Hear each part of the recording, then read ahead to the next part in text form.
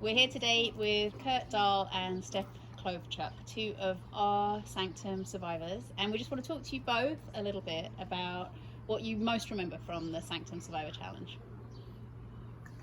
I think it's a hard question to pinpoint just one thing that I remember. I remember mostly being really humbled by how real the situation was and how quickly anyone's life can transform and become something that they didn't expect.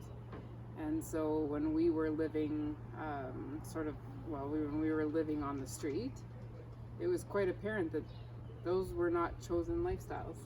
Yeah, and we talked to so many people, heard their stories, and no one, when they're 5 years old, says, I'm going to grow up to be a homeless person, right? Mm-hmm. And they all had the best of intentions, and I think that hit me the most, is that how we are all just a few choices away from being there, and a few choices away, or just a few incidences or a few moments in life that you also didn't choose. And so I think for me, we had so many great connections with people, and there was a bit of fear, I think, in both of us as we went into it, kind of wondering what it would be like and if we would feel afraid or if we would feel in danger. But I think we felt welcomed. I think we had built some camaraderie with people, and there was some gestures that we experienced, and quite honestly, the people who were caring for us were very caring.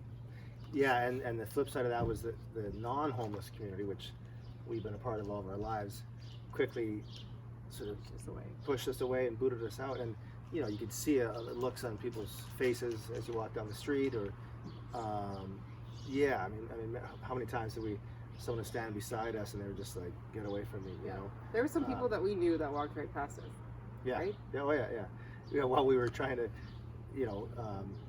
panhandle, and they just, so I think the contrast of that, how the homeless community welcomed us and the non-homeless community kicked us out within minutes in terms of how we looked, right? Mm-hmm. And how we need to band together in challenging times like this, and you're only as strong as the weakest members, right? Right. Yes. I think it's more important now in this pandemic.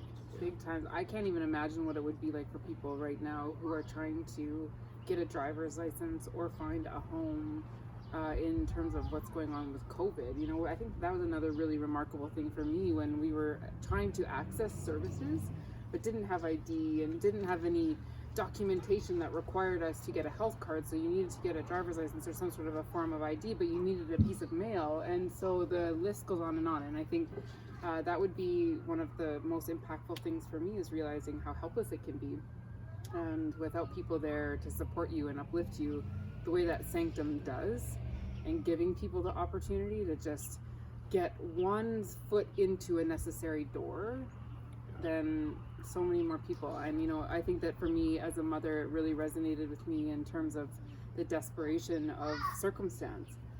I thankfully have never been in a circumstance where I've had to flee with my children, and that is wholeheartedly the circumstance for so many people.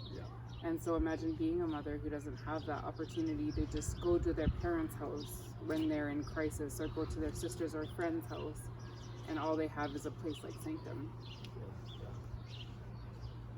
Thanks very much, guys. It's really beautiful. Thanks very much.